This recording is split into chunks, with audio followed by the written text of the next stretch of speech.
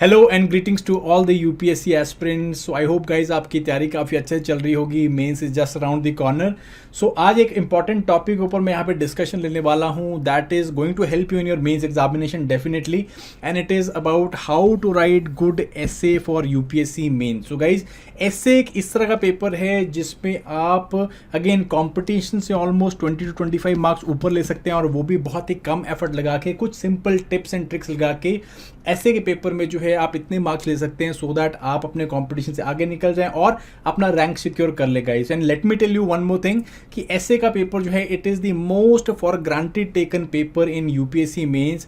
Generally जो है candidates के ऊपर ज़्यादा एम्फोसिस नहीं करते हैं, बहुत ज़्यादा सुधार नहीं करते हैं, एंड आपको देखने को मिलेगा मोस्ट ऑफ जो कैंडिडेट्स हैं उनके बड़े मीडियोकर नंबर आते हैं।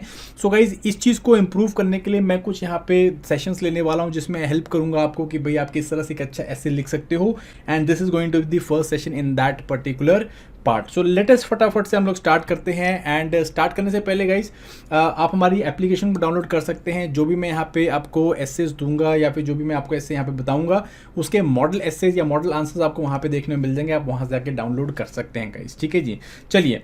So let us talk about in this particular session, let us talk about कि भाई एसे में देखा क्या जा रहा है, कि एग्जामिनर क्या चीज़ के ऊपर फोकस करता है। Now as far as the focus is concern, UPSC ने बहुत ही क्रिस्टल क्लियर वे में अपना क्राइटेरिया बता रखा है कि वो किस तरह से जो है एक एसे को जज करते हैं। एंड ये जो है it is the criteria that is कि relevant, orderly and concise presentation of your ideas. That means आपके आइडियाज जो है वो बहुत ही ज़्यादा रेलेवेंट होने चाहिए, प्रिसाइज होने चाहिए, एंड बहुत ही ऑर्डरली वे में लिखा होना चाहिए ताकि एक लॉजिकल फ्लो बना रहे और आपका जो एक एसे है उसमें एक स्मूथनेस देखने को मिले। इसके साथ साथ aptness of format, correctness of expression and originality of thought, इसके भी नंबर आपको दिए जाते हैं। जितना ज़्यादा आप नोवेल ऐसा लिखोगे, जितना ज़्यादा जो है यूनिकनेस होगी आपके एसे में, you will get better marks. ठीक है, ऑब्वियसली आपको जो है थीम, सेंट्रल थीम से डेविएट नहीं करना है, बट ये कुछ एरियाज जो है देखे जाते हैं as far as UPSC examiner is concern, so that वो आपको जो है मैक्सिमम मार्क्स दे सके गाइस। ठीक है जी।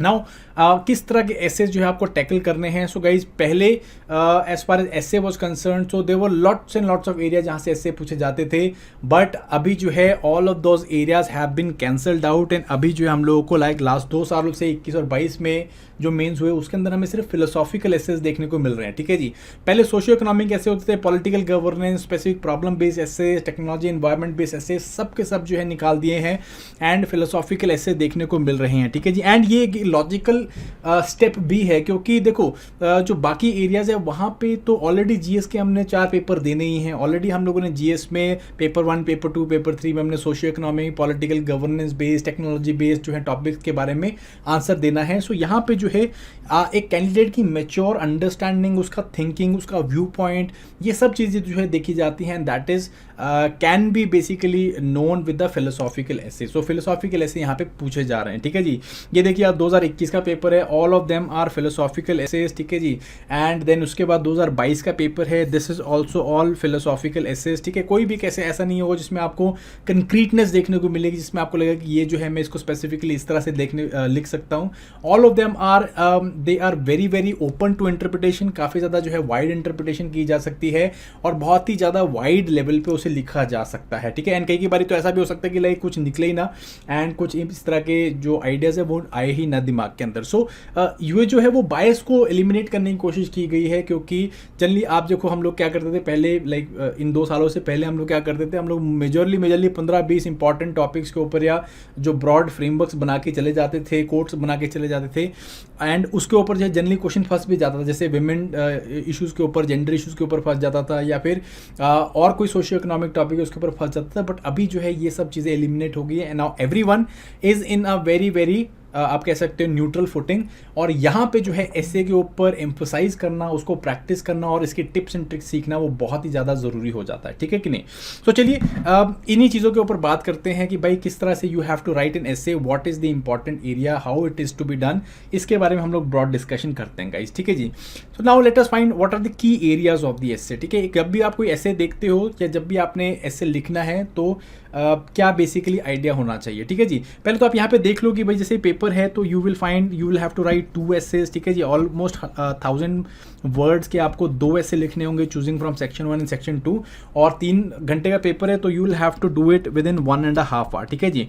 दोनों ही essays को आपको 1.5 hour देना है, और इस 1.5 hour की वाइफिकेशन किस तरह से होगी, एक्चुअल जो आपकी राइटिंग होती है when you do like actual writing, ये एक्चुअल राइटिंग जो है आपकी it is no more than 60 minute, ठीक है, 60 मिनट के आसपास में आपकी एक्चुअल राइटिंग होती है। एंड जो आप बेसिकली एस्से का मीनिंग निकालते हो, एस्से का आइडिया निकालते हो, सेंट्रल थीम निकालते हो, उसके ऊपर इंपॉर्टेंट पॉइंट्स निकालते हो, उनको अरेंज करते हो उसको एक ऑर्डर पे, इस सब पे जो है ऑलमोस्ट 30 मिनट्स का टाइम आपका लगता है, ठीक है कि नहीं। अब आप बोलोगे कि सर सीधा आंसर राइटिंग क्यों ना करें, भाई सीधा आंसर राइटिंग नहीं करनी है, all of you already know this, but again there are many people जो सीधा सीधा एक बार ही पढ़ेंगे, 2 बार ही पढ़ेंगे ऐसे, और सीधे जो आंसर राइटिंग स्टार्ट कर दिया, ऐसे राइटिंग स्टार्ट कर देंगे। चलो ठीक है, मतलब ये डिपेंड भी करता है, कई बच्चे जो हैं वो बचपन से ये कामों में हैं, जैसे कि ऐसे राइटिंग हो गई, डिबेट डेक्लेमेशन कॉन्टेस्ट में आते रहे हैं, तो उनको ऐसे राइटिंग जो है वो इनग्रेन्ड है, ठीक है कि नहीं। तो they can start from the word go, but again majorly हम लोग क्या देखते हैं कि ऐसे में ऑलमोस्ट 20-30 मिनट्स आप एक एस्से का खाका बनाने के लिए, एक स्ट्रक्चर बनाने के लिए, एक आउटलाइन बनाने के लिए लगाते हो, and then actual writing is just hardly 60 minutes आपको देखने को मिलती है, ठीक है जी, it is no more than 60 minutes, ठीक है। सो यहाँ पे जो है जब भी आप एक एस्से को कवर करना है तो what are the key areas that you need to find, ठीक है जी। सबसे पहले है again selection of the topic, ठीक है, you need to select the topic, and ये बहुत ही इंपॉर्टेंट टास्क रहता है, एंड पहले 5 से 7 मिनट में आपको यही करना है कि आपको अपने एस्से के टॉपिक्स को जो है वो बेसिकली क्लियर होना चाहिए कि आपने कौन सा एस्से लिखना है, ठीक है जी। Selection of topic has to be there, and इसके लिए आपको क्या करना है, आपको सारे एस्सेस को पढ़ना है, लाइक मल्टीपल टाइम्स से पढ़ने की कोशिश करना है, and then you will have to find कि which essay that you are most comfortable in, ठीक है कि नहीं। तो ये काम आपको करना है, बहुत ज़्यादा ज़रूरी है, ठीक है। Now once you select this topic, अभी हम लोग इसको फाइनल नहीं मानते हैं, ठीक है, 5-7 मिनट हो गए आपने दोनों एस्से चूज कर लिए, but they are still not final, आप जो है अभी भी हम लोग चेंजेस कर सकते हैं। जब भी हमने एक टॉपिक ले लिया, अब हम क्या करते हैं, हम लोग उसका सेंट्रल थीम समझने की कोशिश करते हैं, ठीक है जी। Central theme basically we are trying to find the central idea of that particular essay, and we are trying to ensure कि भाई हम लोग जो सोच रहे हैं क्या वो एक ऑर्गेनाइज्ड एक बेसिकली एक सेंस बना रहा है कि नहीं बना रहा है, ठीक है कि नहीं। और अगर नहीं बनाता है तो हम लोग क्या करते हैं, हम उस एस्से को डिच कर देते हैं, then we can move to other essay, ठीक है। उसमें आपका 5-7 मिनट ही खराब हुआ, बट आप जो है एक गलत एस्से को चूज करने से बच जाते हो, क्योंकि आपको नेक्स्ट 1.5 घंटा उसे जस्टिफाई करना है, ठीक है। अगर आप एक अच्छा एस्से चूज नहीं करोगे guys, eventually what will happen is कि आपका पेन जो है वो बीच में रुक जाएगा, और आपका जो है माइंड वो उस एस्से के साथ जस्टिफाई नहीं कर पाएगा, and you will not get good marks, ठीक है जी। तो let us say we select a particular topic, उसके बाद हम क्या करते हैं, we try to understand the central theme of that topic, ठीक है।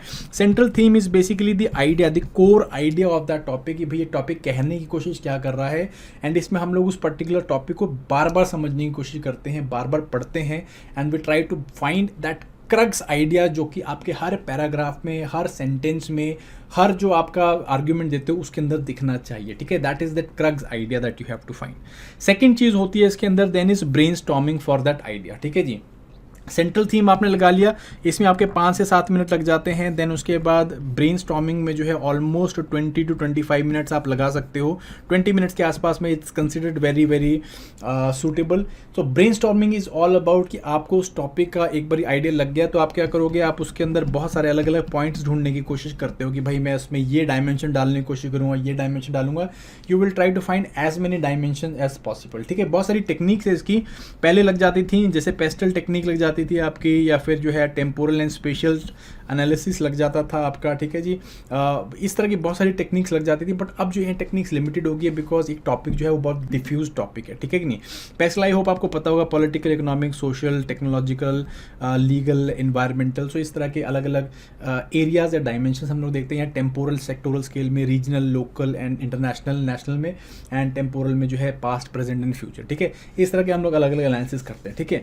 तो ब्रेनस्टॉर्मिंग एंड आइडिया अभी जो है इट इज़ लिमिटेड क्यों हो गया, बिकॉज अगेन फिलोसॉफिकल ऐसे हैं और ये कंपैरेटिवली एक लाइन ऑफ थॉट को फॉलो नहीं करते हैं, ठीक है।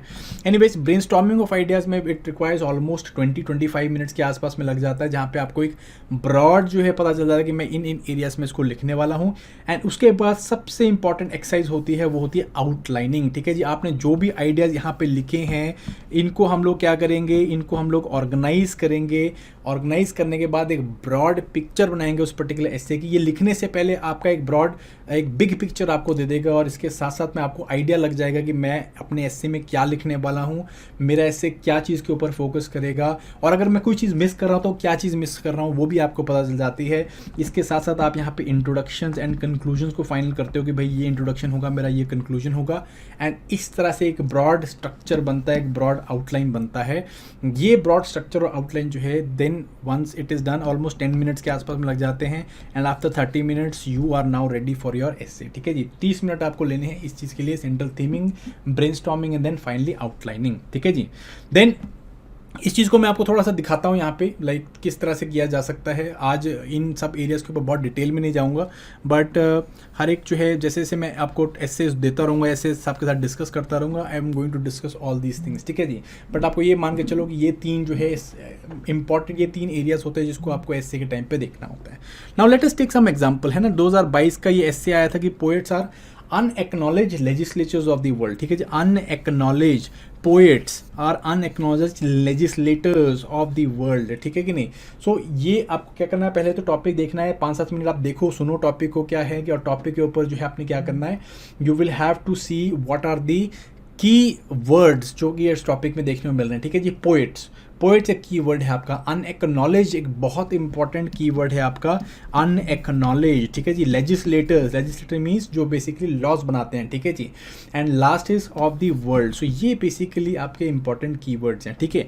तो यहाँ से आपको बेसिकली निकालना अपना सेंट्रल थीम। सेंट्रल आइडिया क्या है? सेंट्रल आइडिया ये कि जो पोएट्स होते हैं वो क्या होते हैं, वो बेसिकली कितना इम्पैक्ट एक समाज के ऊपर छोड़ते हैं। समाज के ऊपर छोड़ने के कारण वो जो है ना सिर्फ समाज में उनके सोशल लॉज होते हैं, सोशल लेजिस्लेशन होते हैं, बट जो ओवरऑल जो है आप देखो लीगल एस्पेक्ट्स हो गए या स्टैट्यूटरी लॉज हो गए, उनके ऊपर भी इन्फ्लुएंस डालते हैं, ठीक है जी। और ये सब करने के बावजूद जो है जनरली क्या रहते हैं, ओवरलुक्ड रहते हैं, अंडर आप कह सकते हो अंडर एस्टिमेटेड रहते हैं या अनएक्नॉलेज रहते हैं, ठीक है। ये जो है बेसिकली सेंट्रल थीम है कि भाई एक पोएट जो है बहुत ही प्रोफाउंड इम्पैक्ट डालता है समाज पे, और बेसिकली वो समाज के एक डायरेक्शन देने की कोशिश करता है, समाज पे किस तरह का प्रभाव डालता है, और इससे जो है वो क्या होता है basically generally it is he is often overlooked, ठीक है। ओवरलुक्ड या अनएक्नॉलेज्ड रहता है। तो ये बेसिकली सेंट्रल आइडिया है, ठीक है।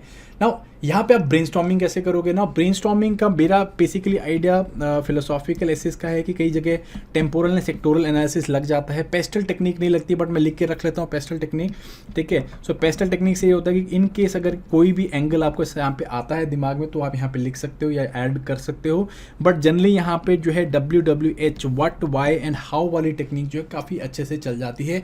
आप कीवर्ड्स को व्हाट वाई एंड हाउ के साथ मल्टीप्लाई कीजिए, आपके पास आइडियाज़ हो जाएंगे, ठीक है जी। एग्जाम्पल जैसे पोएट्स हैं ना, so what are poets, poets होते कौन है, who are these poets, why they are so important for society, ठीक है जी, हाउ दे इन्फ्लुएंस सोसाइटी। ये इस तरह के आप व्हाट वाई हाउ के साथ करोगे ना कि तब आपको आइडिया मिल जाएगा। लेजिस्लेटर्स कौन होते हैं, व्हाट इज़ अ लेजिस्लेटर, ठीक है, या who is the legislator, why legislations are done, how legislations impact the world. तो आप इस तरह से WWH करोगे तो basically you will find the broad brainstorming points, ठीक है जी। जैसे कुछ ब्रेनस्टॉर्मिंग पॉइंट्स मैंने यहाँ पे लिखे थे, poets are creators of art and literature, ठीक है। आर्ट एंड लिटरेचर के जो क्रिएटर्स होते हैं जनरली ये जो है ह्यूमन सोसाइटी को ही रिफ्लेक्ट करते हैं, ना सिर्फ उसे रिफ्लेक्ट करते हैं बट उसको एक शेप भी देने की कोशिश करते हैं, ठीक है कि नहीं। जैसे अगर समाज में कोई कुप्रथा हो रही है, समाज में कोई इस तरह का इश्यूज़ निकल के आते हैं तो उनके ऊपर ये जो है आर्टिस्टिक राइटिंग करते हैं, आर्टिस्टिक जो है प्रेजेंटेशन देते हैं, जिससे कि जो है हम लोग क्या, या तो हम लोग एक तरह के यू कैन से इंट्रोस्पेक्शन में चले जाते हैं या किसी न किसी तरह से डायरेक्शन पकड़ते हैं, ठीक है जी। So they are agents of change, generally social norms को एंड सोशल जस्टिस को एडवोकेट करते हैं, विजनरीज होते हैं, दूर दूरदर्शी होते हैं, दूर की जो है सोचते हैं, ठीक है। जैसे अगर मैं बात करूँ रविंद्रनाथ टैगोर जी की, तो उन्होंने नेशनलिज्म के बारे में काफ़ी लाइक डिफरेंट तरीके से सोचने की कोशिश की, ठीक है जी। देन हम लोग राम प्रसाद बिस्मिल की बात करें तो उन्होंने जो है लाइक ब्रिटिश इंडिया से बाहर या ब्रिटिश रूल को ओवरथ्रो करने के लिए काफ़ी जो है अच्छी पोएम्स लिखी हैं, ठीक है। सरफरोशी की तमन्ना, इफ़ यू रिमेंबर, तो ये जो है अगेन आपकी बिस्मिल जी की है, ठीक है। Bismil not Ram Prasad Bismil, I guess Bismil Jahanpuri something name of the poet, I forgot the name, but again not Ram Prasad Bismil, इन्होंने फेमस किया था, ठीक है। एनीवेज, सो बहुत सारी इस तरह की पोएट्स हैं जिन्होंने विजन दिया है, ठीक है। एक सोसाइटी को एक डायरेक्शन देने की कोशिश करी, इकट्ठा करने की कोशिश करी है, एम्पैथी एवोक करते हैं, यूनाइट करते हैं लोगों को, ठीक है जी। एंड ऑल्सो जो पॉलिटिकल जो पावर में बैठे हैं लोग, पॉलिटिकल या कल्चरल या सोशल पावर में बैठे हैं लोग, उनको जो है क्रिटिक करते हैं, उन प्रथाओं को क्रिटिक करते हैं जो उनके हिसाब से गलत हैं, और ये सब चीज़ें जो है बेसिकली एक पोएट करता है, ठीक है कि नहीं। देन इसके आपको बहुत सारे एग्जांपल्स भी सोचने हैं, ब्रेनस्टॉर्म करने हैं, जिससे आप जैसे you can find poets, for instance Rabindranath Tagore है, राम प्रसाद बिस्मिल, मुल्ला आपका सरोजिनी नायडू जी हैं, माया एंजेलो, रूमी अगेन बहुत ही ब्यूटीफुल एग्जिस्टेंशियल पोएट हैं, एंड एग्जिस्टेंशियलिज्म बेसिकली यहाँ से स्टार्ट हुआ है ना। अमृता प्रीतम है पंजाबी लिटरेचर की, अगर आप सुनो तो राहत इंदौरी हैं, ठीक है जी। They very staunch political critic है ना। देन उसके बाद सेजिस एंड सीड्स हैं, and people like Baba Nanak, Kabir, तो इस तरह के बहुत सारे लोग हैं, ठीक है जी। सॉक्रेटिस की बात करें हम लोग, होमर हैं, तो there lots and lots of poets जिन्होंने बहुत कुछ दिया है, and most of their life they have remain unacknowledged, ठीक है। नहीं, कुछ लोग रहे जैसे रविंद्रनाथ टैगोर जी हैं, he got the fame, but most of them have remained unacknowledged, ठीक है। क्यों अनएक्नॉलेज रह गए? क्योंकि बेसिकली ये डायरेक्ट रेफरेंस नहीं लेते थे, इनडायरेक्ट रेफरेंसेस करते थे, जनरली सोशल आउटकास्ट होते थे, समाज के साथ घुलते मिलते नहीं थे, समाज से दूर रहते थे, एक डिस्टेंट ऑब्जर्वेशन करने की कोशिश करते थे, ठीक है कि नहीं। एंड कहीं ना कहीं जो है इन्हें ऑस्कटाइज भी किया, कहीं ना कहीं इनको जो है बेसिकली क्रिटिसाइज भी किया जाता है। तो ऑल ऑफ दिस इंश्योर्स कि भाई इन्हें वो फेम या वो एक्नॉलेजमेंट ना मिले, ठीक है जी। That's why they remain acknowledged. ये कुछ ब्रेनस्टॉर्मिंग आइडियाज़ हैं आपके, and then you will outline it, ठीक है। आप क्या करोगे, अपने बॉडी में you will arrange this ideas, and then you will start with introduction, you will make an introduction, you will make an conclusion. For instance अगर मैं introduction की बात करूँ तो I would like to start with Ram Prasad Bismil, सरफरोशी की तमन्ना अब हमारे दिल में है, एंड आई विल टेल कि भाई how this particular poem change the face of Indian freedom struggle and gave Indian people something to look up to, ठीक है ना, कि किस तरह से ब्रिटिश पावर को चैलेंज करने के लिए ये कविता जो है एक मोटिवेशन की तरह काम की, ठीक है। सो बॉडी में वही सारी चीज़ें जो मैंने यहाँ पे लिखी, इसको मैं अलग अलग डायमेंशन में बताने की कोशिश करूँगा। एंड कंक्लूजन में I will try to sum up कि why poets are important and how and why we need to preserve their writings and their art, so that हम लोग जो है फ्यूचर जनरेशन को भी उस तरह से गाइड कर सके, या हम लोग अपनी जनरेशन को एक अच्छी डायरेक्शन में लेके जा सके, ठीक है। एक अल्टरनेटिव पर्सपेक्टिव मिल सके हम लोग को, लेके जाए ना लेके जाए वो अलग बात है, बट एक अल्टरनेटिव पर्सपेक्टिव मिल सके। So all this basically is this particular essay. ये एसे के ऊपर मैंने बहुत अच्छी वीडियो पहले ही बना रखी है, पिछले साल ही बनाई थी, तो अगर आप उसको देखोगे तो that will be very helpful for you, and एक PYQ की तरह आप सॉल्व भी कर सकते हैं गाइस, ठीक है जी। सो आई होप आपको ये जो है पर्टिकुलर सेशन अच्छा लगा होगा। कुछ बेसिक बातें मैंने यहाँ पे ज़रूर करी हैं, लाइक बेसिक ही हैं, बट अगेन इस बेसिक बातों के ऊपर मैं नेक्स्ट सेशन में बिल्ड करने हैं, वो लोग विल टॉक अबाउट कि किस तरह के फिलोसॉफिकल ऐसे आते हैं और इन्हें किस तरह देखना है और इन्हें किस तरह से थ्रेड बेयर करना है guys. So till next time guys, thank you very much, all the very best and bye bye.